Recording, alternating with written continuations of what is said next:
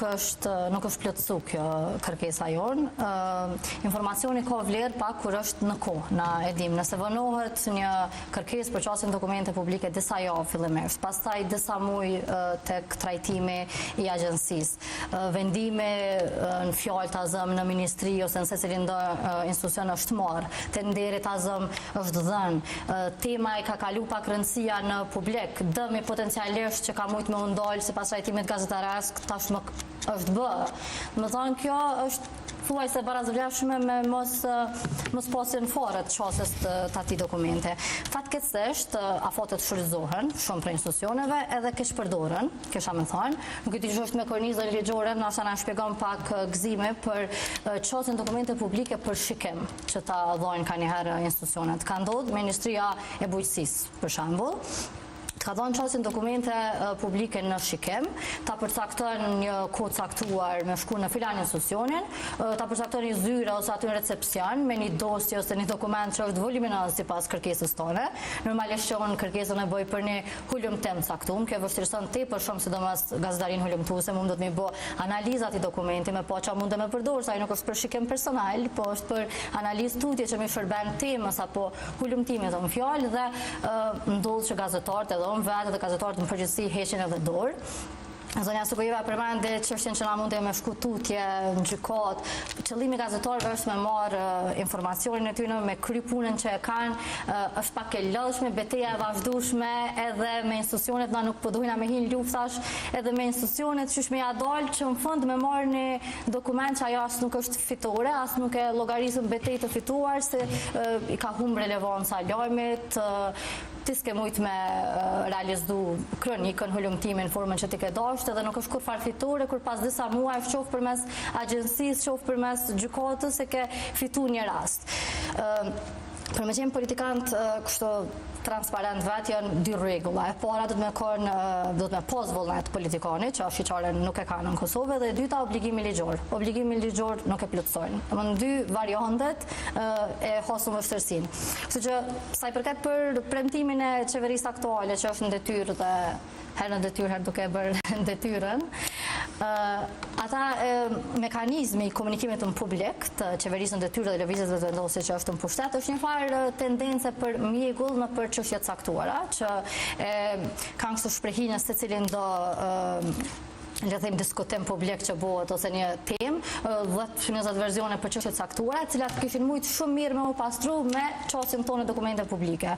Për një çështje të caktuar që ne jemi të hulumtu, një zyrtar thot diçka tjetër, një ministër diçka tjetër, një përfaqësues deputet diçka tjetër, me 10-20 versione që kishin mujt shumë lehtë prej gazetarëve mu shpjegu me një çastje dokumente publike, të cilën ne nuk mundemi me marr. Edhe veç fakti që ata e konsiderojnë një farë obligimi, një farë detyrimi ndaj gazetarëve, e nuk e kujtojnë që na thjesht janë mekanizmi që arrin deri te informimi i qytetarëve është problematike. Kështu që ligji, letra është këtë në regull, po gjithmonë të ai zbatimi si gjithmonë. Ka të zendojnë me dy çështje, më falë betim. E para për çështjen në shikim, tashmo ka standarda ndojnë 3-2022. Dijen sakt cila dokumente janë vetëm për shikim dhe cila duhet të mirët dokumenti, e sidomos kur keni të bëni me hulumtimet. Edhe dyta, te çështja e kërkesave të gazetarëve, unë po e them sot publikisht, ne kemi lënë në gjykat për trajtimin e pyetjeve si kërkesë për qasje. Dhe unë jam duke prit me padurim cili do t'jetë vendimi përfundimtar i gjykatës. E aty kam frikën që atëherë me të vërtet gazetarëve do t'ju mbyllë dera. Mos ta paragjykojmë, ta presim pra vendimin edhe do ta ndjekim. Presim shkallën në apel. Për atë po e them, s'po e paragjykoj. Mirë, po besoj që kanë më shfrytzu këtë rrugë ligjore e mjetët juridike që me pas një vendim drejt. Zonja Dermaku, tash kur po i shohim krejt të sfida, e shohim që agjencia në rolin e vetë për ta mundësuar transparencen nxjerr vendime për qasje. Dhe ka raste kur nuk zbatohen këto vendime, apo? Po, vendime detyruese ka raste. Dhe ka raste kur agjencia i xhobit, apo? A ka një praktikë që keni gjobitur edhe zyrtar, apo dhe më tash keni gjobitur vetëm institucione? Dhe nëse nuk ekziston kjo praktikë edhe për gjobitin e zyrtarëve, apo na kallëzoni se pse? Gjam, tash e tham në bisedë paraprake që interpretimi i ligjit bëhet nga institucioni që zbaton ligjin, ose që mbikëqyr zbatimin e ligjit, më falni. Dhe në këtë rast, janë dy dispozita ligjore, gëzemunush edhe me i lexu. E para është për institucionin dhe dyta thot edhe zyrtari atëherë kur dëmton, shkatron dokumentin ose informatën publike, biles thot ndiqet edhe si vepër penale.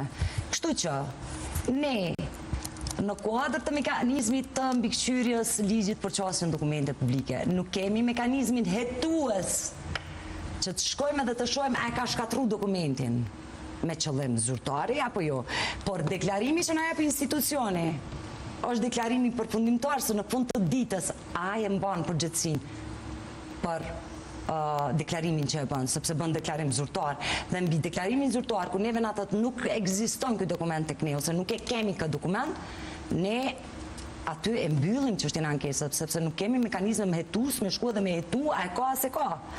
Prandaj kjo është arsyeja pse ne nuk kemi gjobit zyrtar.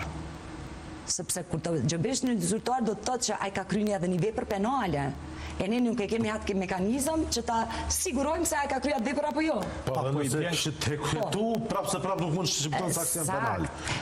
Sepse është një, domethënë janë dy dispozita për mendimin tim dhe për atë sa ne kemi vu në praktikë janë shumë të diskutabile se si janë shkruar. Domethënë kuptimi juridik i tyre lën shumë hapësirë. Dhe për atë ne kemi shkuar me institucionet, po një diçka që po du apo mbrihet efekti zonja komisionere në këtë rast kur përshiktohen këto gjëra. Unë e di që ju e keni të përditshme në ju dhe e kuptoj shumë mirë, edhe besoj që kemi qenë në këtë rrugtim bashkë edhe kur kemi nisë. Pa atë që ju siguroj, nuk mund të thuhet në masë të madhe, nëse më i ta quaj kështu, që efekti i agjencisë nuk mbrihet. Sepse efekti i agjencisë edhe sot është prezant në institucionet e Republikës Kosovës. Sepse ke qindra gazetar, bashkëqindra, që vetë në takimet tona na kanë drejtuar edhe me shkrem, e jeni edhe ju ndoshta një prej atyre që kur shkruhet se në të kundërtën i drejtohemi agjencisë për informim, ata dhe përgjigjen. Tjetra, vetë presidenti adjen në cilësinë e kryetarës së Kuvendit Kosovës që mbikëqyr punën tonë, e ta që në çdo institucion sot është një zyrtar që na rrin gati thotë se agjencia na dënon. Domethënë, tash unë nuk e quaj kët krenari, nuk e them me krenaria, sepse kisha dashur të jem një komisionere në një vend ku do të kem 3-4 ankesa në muj, po të cilat do të jenë normalisht ankesa që kërkojnë një trajtim të thellë e jo për çështje të thjeshta që në fakt janë në interesin e publikut. Tjetra, më fal se ta kish parasysh betem. Kemi ardhur në fazën kur zyrtarët e agjencisë, në momentin kur e pranojnë kërkesën, e din sakt tash jo për gjeta, ta keni parasysh. Po e din sakt cili grup me cilin grup ka probleme këtu edhe me cilin institucion. Domethënë, deri aty kemi shku sepse kanë shku edhe deri tek këto çështjet personale që shpesh na nuk i shohim, e kupton, në aspektin e trajtimit na nuk i shohim, po edhe deri aty i njohim. Prandaj unë konsideroj që ka megjithatë efekt agjencia, po ka vonesa, po pajtohem që e humb edhe interesin edhe efektin e vet, por gjithsesi hajde folemi të një temë që është shumë e rëndësishme. Shumë ta hedh po shumë shkurt e ka. Ndoshta e kanë ata një zyrtar edhe presidentja kryetaria e Kuvendit ka thonë diçka të tillë, po është e tmerrshme që na e kanë një ministër të drejtësisë, e cila kur ka qenë në ministri të jashtme, ka pranuar me pagu gjob 13.000 euro nëse s'ka bëj, por mos me dhënë çastin dokumente të burrit të ex-presidentës Vjosa Osmani, Brendan Sadriu. Po megjithatë, çku është efekti i agjencisë? E kemi shqyrtu këtë kërkesë fillimisht. Kemi bashkëpunu me institucionet se kemi obligim. Kemi njësi, kemi kryer gjitha procedurat. I kemi tjerë edhe në seancë dëgjimore që nuk na janë lajmëruar. Kanë marrë gjobën. Dhe me njerë mas gjobës i njëjti medium është kthy me të njëjtën kërkesë. Dhe pas 10 ditë e ka marrë.